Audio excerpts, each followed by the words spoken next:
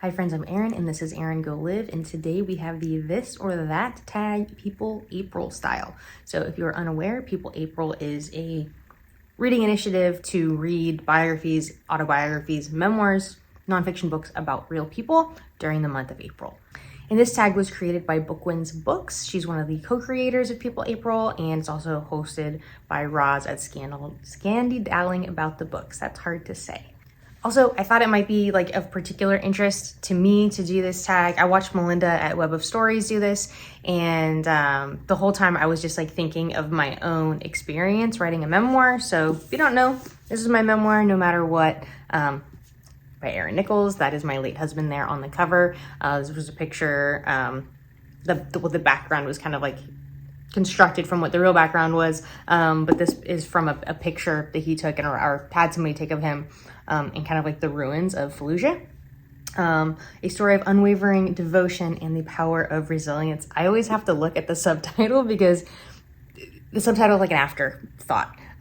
So anyway, I will probably be referencing this. I always have this link below for the Better World Books link and the Amazon link, depending on what you prefer. So that's always linked in the description box, but I'll probably be referring to this in my experience writing the memoir as we go through the prompts. So all that being said, prompt number 1, big, fat, and detailed biographies or short, succinct biographies. So I think if you're wanting to read a biography of someone, you're really looking for depth and breadth. And I don't think you can do that in a short, succinct one. When I think of short, succinct, I think of like children's nonfiction, giving you a very generalized, like almost bullet point list of like who this person was and what they accomplished. That is short and succinct.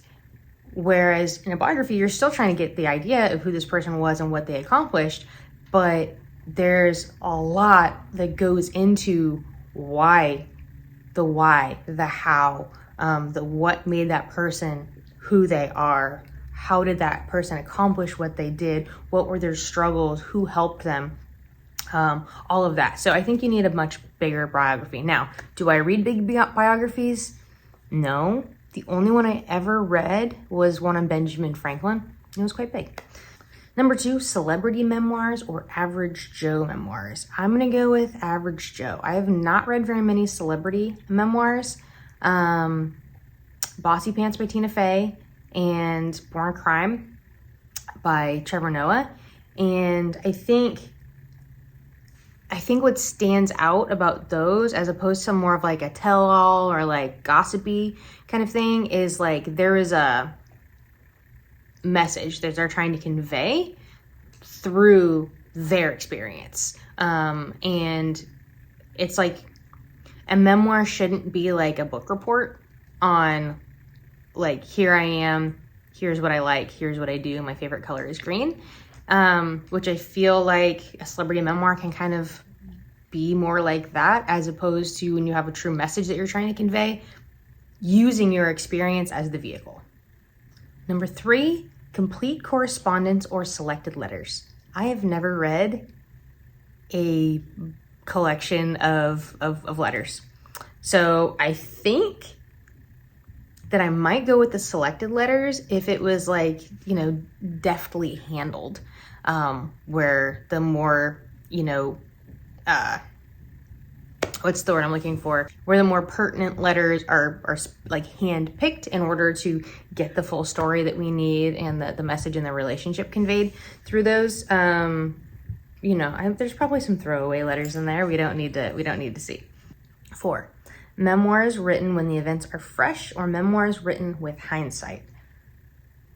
Kind of going back to my earlier point is I think there needs to be a message, and I think it would be quite difficult to, in the moment, like very fresh, having had time to process that experience. And I can tell you, like when writing my own, there was a really big difference between writing, because I'm 40 now. The book basically ends when I'm 40, like having just turned 40. And no, the book came out on my birthday, so I guess I was 39. Anyway, but it starts when I'm 14. And So being able to, although I had really good recall of like the main events, I hadn't really ever taken the time for a lot of it to really reflect on, you know, what was my motivation there? What was I actually feeling there? Why did I do that? Why didn't I do that? And as the years went on, and as I matured through the book, like I started when I'm 14, and then my husband gets hit by a roadside bomb. I'm 23, still very young, but a lot older than 14. And what was I feeling then? And so having the distance and the years of being able to process that, I think made me able to pull out what that message is that I'm trying to convey, rather than, because I feel like if you're writing it in the moment, it's more of like a diary, which could be interesting in its own thing, in its own way. Yeah, I think there would be something to that. That would have been really cool if I kept a diary over all those years, but I don't think I would have been able to really pull, at least myself, my difficulty with emotion. I wouldn't have had the emotional capacity back then in the way that I was protecting myself that I have done work on to be able to access at this point. That was a long-winded answer of saying hindsight. 5, I kind of covered this a little bit already. 5, gossipy biographies or scholarly biographies. I mean, I think somewhere like in the middle is good. I'm not necessarily into gossipy, but I do think it can be interesting to find out like the nuances of relationships and things that have, you know, helped shape who you are as a person, or shape the timeline or the events, or why things happened. Scholarly, I generally do like scholarly, but not dry. Yeah, so I would say scholarly, but not dry, with a touch of a little bit more of the personal aspects of it, if that makes sense. Number 7, Arty memoirs or sporting memoirs. I think both. I've read both. So memoir or Arty wise, like I'm thinking musicians. I've never read anything other than by a musician. Chrissy Hines from The Pretenders. I read a memoir by her, and Dave Grohl. Highly recommend the Dave Grohl one.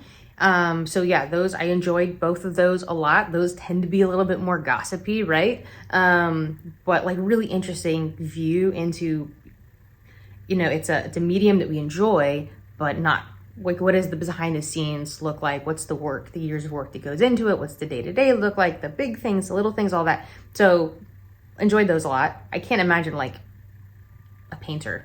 I don't know. That doesn't sound interesting to me. But and then sporting memoirs.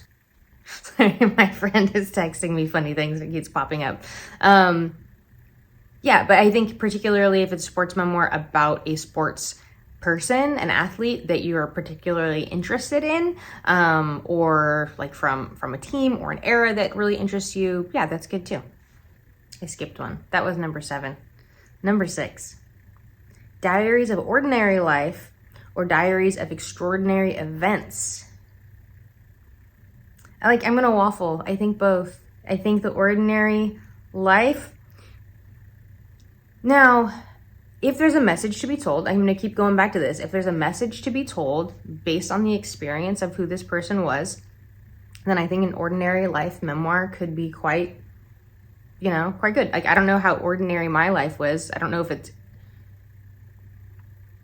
it's not an extraordinary event and that like it's like momentous and it's going to be in the history books, but it was a slice of a historical event in Operation Iraqi Freedom, and it was our ordinary life going through this kind of extraordinary circumstance. So yeah, I think both. It's nuanced. Number 8, gritty autobiographical writing or inspirational autobiographical writing. Like, do we have to choose? Can it be both? I think you can be authentic. Like, I don't know, like what's the connotation of gritty there? I kind of think of that more as being like authentic. And if you're being authentic, I think that can be inspirational. Again, if you're able to really express the message that you're trying to convey. 9, biographies of historical figures or biographies of contemporary figures. So when I think of biography, I typically think of someone who's dead.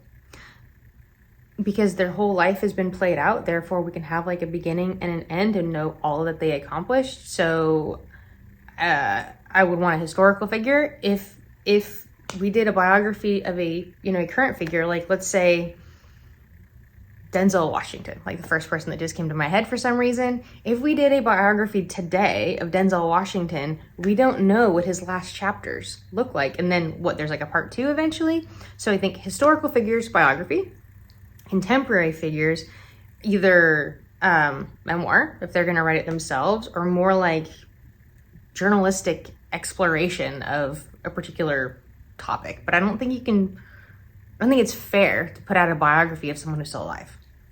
And number 10, memoirs of happy days or tragic days. I mean, I feel like we kind of all have a combination of them.